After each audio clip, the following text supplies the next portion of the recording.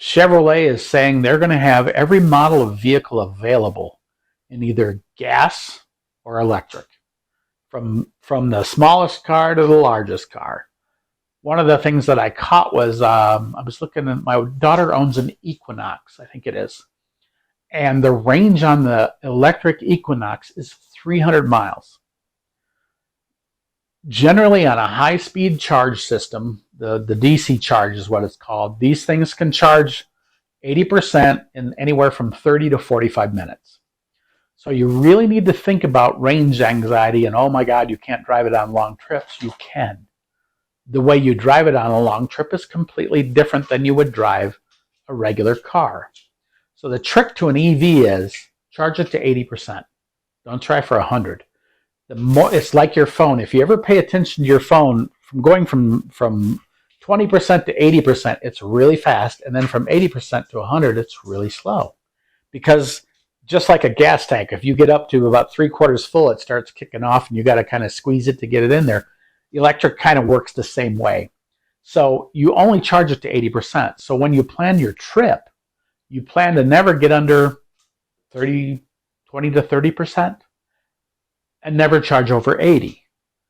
And if you set your stops up right, and I did this with one of their programs, I figured out how much time it would take me to drive a Leaf from Denver to here, and it added an hour and 12 minutes to the time because I had to stop and charge a few times. So if you're looking at the modern technology, for example, this one's 260 miles. Now, if you're my age, over 60, and you're in a car for more than 200 or 300 miles, you're in pain. We can't do that anymore. Yeah, being young, yeah, I could drive 8 hours, not even think about it. But now I like to stop every couple hundred miles. So I was sitting here and trying to figure out, okay, well, how would it be to drive my EV, the Bolt, down to California? So it mapped out my trip for me based on the fastest, the best charging methods all the way down. It had me driving from here down to Provo, which is the other side of Salt Lake, down on the very south end of town, going to Walmart, charging back to 80%, and then running all the way down to, I think it was Beaver. Yeah, and there is a town called Beaver, Utah. And yeah, you can get T-shirts and stuff. But anyway, Beaver, and go back up to 80%, and then down to Mesquite, which is where we usually stay, either Mesquite or St. George. We stay overnight because we like to split the trip in half. It just depends on what day of the week we hit Vegas. Everybody knows you don't stay in Vegas on Fridays, Saturdays. You'll pay too much. So we would usually stop either in Mesquite or down in Vegas or down in Jean, which I'll never do again, and don't ever stay there. It's bad down there. But we stay overnight there. Well, you pick a hotel that's got an EV charger, and the ones that I stay at do. So I would stay there. While I'm in the hotel, my car is being charged basically for free because I'm staying at the hotel. A lot of people or companies, I should say, have figured out that it's beneficial to add this to their list of things they offer. So anyway, we would charge again in Mesquite or Las Vegas, either or, and then from there we go down to where the giant thermometer is. There's a bunch of EV charging stations there. That's about lunchtime, maybe breakfast. Yeah, probably be breakfast out of Vegas. You charge back to 80%, but you're bouncing around charging to 80%. And you're not going below a certain amount, so the charge time is about half an hour. If you think about it, you go to a gas station, you gas up, you use the restroom, you get some snacks, maybe hang around a little bit, and then you get in the car and you start heading again. Unless you're in a really big hurry. And if you're in a really big hurry, don't take an electric car. Once again, you're taking breaks. And it's really good for you to take those breaks, to have a soda, go to the bathroom, do whatever you got to do. And you'll find that your trip planning is real easy. And one of the cool things about these cars is they come with the My Chevy app. And if anybody who has a Chevy has the My Chevy app, it has an added feature in it that has to do with mapping your trip or locating the nearest charger. So all you have to do is pop up the thing and you tap on the charger thing, and then you just make the map bigger or smaller, however you want, and you can see where the charge stations are. And then, like, for example, I wanted to see what it was like at a charge station and what it kind of took. So yesterday I stopped at a charge station and I charged 18 miles, I think it was, for $8. No, it wasn't $8. It was 80 cents, 80 cents a kilowatt or something like that. And so I was there for 20 minutes.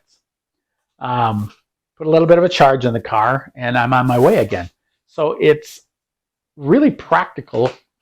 At least Chevy is, and I'm sure that the rest of them have something, but Chevy's really getting behind this electric thing because they want to be there instead of Tesla. The reason the Bolt was discontinued was because the plant that they build the Bolt at is now going to be where the electric Chevy trucks are made. So they're discontinuing the Bolt and they're going to the Chevy trucks. As they evolve, my understanding is, like I said, that everything they have will be electric, meaning you'll be able to order gas or electric. So it'll be your choice what you want. I would imagine they're probably going to toss a few hybrids in there. I know Ford's doing it, so why not? But practicality, if you have solar on your house, it makes sense to have an electric car. So it's the next day here at Papa's Custom Cars. I had to go out to dinner last night, so kind of had to cut that video. Back on the electric car thing, today's a prime example of what you'll see out there. We had our cars and coffee, and so for something different, I took the Chevy Bolt, and the minute I drove into the driveway, there was the one guy who's just dead against, no matter how much it matters or changes, he's dead against EV cars. He's under the impression that, he's an extremist that basically thinks that the government's making him buy an electric car, going to make him buy an electric car, and going to outlaw gas cars and all that other kind of thing. It's just not a feasible thing that's going to happen. Once again, we're going back to that grid concept. The grid can't support the type of power these things draw. And if you had one in every single household, it takes this car will charge at 42 amps of power, which if you know anything about electrical in a house, that's a lot of power. My air compressor runs on 30 amps. So that kind of tells you a hydraulic lift might run 50 amps. An air conditioner probably runs about 30 to 40 amps. So it takes a lot of draw in your power to charge a car. So if you had one in every single household in America, the grid wouldn't sustain it. It's one of those scenarios where you can go ahead and argue with these folks, but they're dead set on what they think, and there's nothing you can do to change it. Today I took the car there. It was kind of a neat little drive because it was I got to take it out on the freeway and got to drive it through city streets and that kind of thing. And I noticed that I charged it on 120 volt power. So I just got it plugged in. I haven't got the 50 amp circuit in yet. I am going to put it in, but I haven't decided where it's going to land because Chevy helps us subsidize a portion of it by paying for it. So another free thing you get with your electric car from Chevrolet that you don't get from anybody else. So I have to plug it into 120 volt, which I did. It probably had 3/4 of a tank when I came home on Friday, or 3/4 of a charge when I came home on Friday. And by this morning, it was fully charged. So sometime last night, it hit full charge. Now today, I drove it over there, came back, it's probably 20, 25 miles. And on the 120 volt charge, it says it'll be ready by 7:30 tonight. So you can charge them with 110. And based on the usage of this car, I could probably get away with 110 because once again, she drives a half a mile to work and back every day. And then on her days off, she does most of her driving, but she drives less than 200 miles a week, easily. And the range on it is roughly 260 miles. Better in town than out on the highway. You can see that because there's a usage meter that is on the screen, and you can see that. One of the things I did notice is it drives just like a regular car. The only difference is you don't feel any gears because there are none. It's just direct drive, and you push the gas pedal, you go. The misnomer he had was, well, in order to put the fire out when one's lit on fire, it takes 6,000 gallons of water. These are all things I'm hearing out of the side of my ear. I'm not going to argue with someone like that because they're set in their ways. It's kind of like Facebook arguing is the way I look at it. you'll never win because they're going to believe what they believe and people just do, and that's just the way it is. There is no convincing some people that the world is round and not flat. So once again, it's that discussion that if you don't understand something and you've been taught that it's a threat, then you're going to think it's a threat, and it's not a real threat. Like I said, behind me, I own a gas car. Every single car, I think we own 7 or 8 cars now with the collector cars. All of them are gas powered. This is the only electric car we own, and the only reason we got it was because it makes sense. And as a commuter, it's a great idea. Am I going to take it on long trips? Probably not, because it's a small car. Not small, but it's small enough. And when you get to be my age, riding in something small hurts. The reason that old people buy Buicks is because it's like a couch with wheels on it. You get to a certain age, you want the couch with wheels on it. This is not a couch with wheels on it. This is a small, mid-size, whatever you might want to call it, car. So you're not going to take it on trips. If you're young, you might. But once again, you've got to plan your route, just like you do any other time you go on vacation. If you go on vacation without planning your route, then that's on you. Plain and simple, electric or gas. If you're out in the middle of nowhere and there's no gas station, you're out of luck. So anyway, that's one of the misnomers, is it takes 6,000 gallons of water to put the fire out. Well, if you know anything about electricity and you know anything about lithium batteries, you can't put water on them. You have to use a foam just like you would on a jet or anything else. And fire stations and fire equipment is now able to handle an electric car fire. Why do most of them burn to the ground? The same reason that most cars burn down to the ground. Something shorts somewhere and something starts on fire. I've seen cars burn to the ground because when it starts on fire, most people don't know what to do and they walk away from it, which, based on their knowledge of what to do, is probably the better thing, and the car burns to the ground. Everybody forgets about the Volkswagen Bug and the fact that their blocks were made out of magnesium. What is really wild about magnesium, if you don't know, is if you light a block, you take the magnesium on fire, and there is absolutely nothing you can use to put out the fire. It has to burn out. So if your Volkswagen caught on fire back in the 60s, guess what? Your car burned to the ground. Anytime you see a car fire, there was one yesterday as I was coming off the freeway. There was a Ford F-150. Its engine compartment burned. Well, it burned not only the engine compartment, but burned all the way back to the cab. Car's totaled. No matter what you do, if your car lights on fire, you're out of luck. Bursting batteries is another one of the things. Well, it's kind of like you're carrying around a lithium battery all the time right next to you in your cell phone. Pay attention to how you charge it. Learn about the product that you're buying, no matter what it is. You know, they say if you charge your cell phone to full every time you charge it, you'll actually get less life out of it than you would if you charge it to 80%. Same goes with an electric car. You don't have to go to 100%. It takes longer to get there. But once again, the issue that they had with these cars, there's a fly in here, is the fact that the battery will get hot, just like any other battery. I've seen, my little brother had short-circuited a battery in a car. It blew up. That's what they do. They blow up.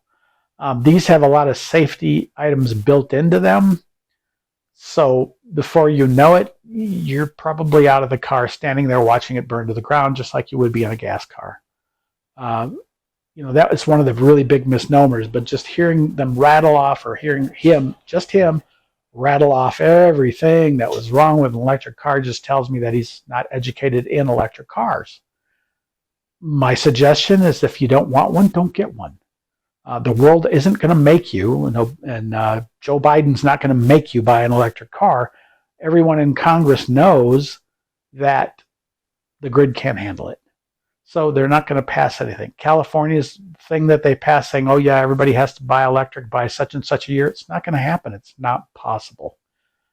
Number one, they don't have the technology there for that to happen in their grid, nor does the whole United States. I think the grid's dated back to the 60s or 70s is the last time they've upgraded the grid. So that kind of tells you it's just not feasible for everyone to have an electric car. Unless, again, you produce your own power. We produce our own power. Up there on that roof, we produce power. So I don't have to worry about grid power. I don't have to worry about the grid being able to sustain my home and my electric car because I have my own power plant. I have a 12 kilowatt solar array. I also have battery backup. One of the cool things about it is most of it you can charge from the battery backup because it's battery to battery. So there's a few different ways that you can charge your car through a solar system. And I'm not telling you I'm pro or I'm against. I love my gas car. I love my gas guzzling Nova. I love my gas guzzling Mustang. I mean, it is what it is. But once again, it's your choice to make. But before you do it, do your research. If you're going to be driving at long distances, wait until the technology comes out that allows for a long distance battery and fast charging. These cars fast charge in roughly 30 to 45 minutes. I think in my area there's 1 or 2 fast charge stations. Usually somebody's in them. But there are also 6 free charging places here in the town. And like my wife was saying, I'll just plug into those because it's free. And you could actually plan a trip and hit every free one that there is. It's just you got to be real smart about it. But once again, it's one of those situations where you make the choice. It's your choice to make, and you can stand there. There's guys that'll stand there and say, blah blah blah about foreign cars, or blah blah blah about this kind of car or that kind of car. I'm a car guy. Gas, electric, it don't matter. I like them all. It's a car. I like all cars. Somebody was saying something about, a certain type of person's just set on that certain type of car. And, he's like, well, what are you, a Chevy guy? And I'm like, yeah, I got Chevys, I got Fords, I got Chryslers. Take your pick. The bulk of my cars right now are Chevy. No, wait. We're tied. No, there's one more Ford than there is Chevys. And I have a Chrysler. So once again, I'm not a particular brand person. I just like to get the car that I like. I mean, the Fairlane wasn't something I would normally have, but it came up, so I bought it. I should say my wife bought it. The Mustang came up. It was inherited from my family, so I took it. I'm not a brand-specific person. I'm not a gas or electric person. Do I prefer to drive my gas car? Oh, yeah, all day long. This thing is gas, and it's fun. Is the electric fast? Oh, yeah, it's fast. Don't kid yourself. They are quick. But once again, it's going to be what is your purpose for the car that you own. A lot of people will say, well, why do you have collector cars? Because they don't understand the concept of collector cars. So, I'm not going to fault them because they don't understand the car culture that I belong to. They buy a car for its utilitarian purpose, which is fine by them, because if everybody wanted collector cars, there wouldn't be any, or the price would be so high you couldn't afford to buy them. So to me, that's a good thing. Same with the electric car. Not everybody's going to run out and buy them. People are going to be against them. But once again, my suggestion to you is before you buy anything gas, electric, solar, whatever it is that you're doing in life, you need to do the research. And not your Facebook research. You need to actually get into the internet, get into the library, do the research on different companies. The solar array, I looked at 3 or 4 different types of solar plants before I chose the one I wanted. And I chose the one I wanted because of redundancy, meaning that each panel will run by itself, same with the batteries. So I did my research and chose based on the research and how I felt about that research. I suggest you do the same thing. If you're going to buy an electric car, I say do your research. Know what you want, know what you need it for, and then buy to that need. I looked at a Nissan Leaf, 142-mile range. That's on the expensive $35,000 one. The $28,000 one, I think it's 120 miles or 160 or something, but it's under 100.5. So, to me, that made sense for her to drive back and forth to work, or us to run around town to do things, because we have our own power. Why not use our own power to power our own vehicle? So there's a purpose for that car. We have 2 full-size cars that we take on vacation or when we're going on long trips. You're not going to take your little compact car and go on a trip.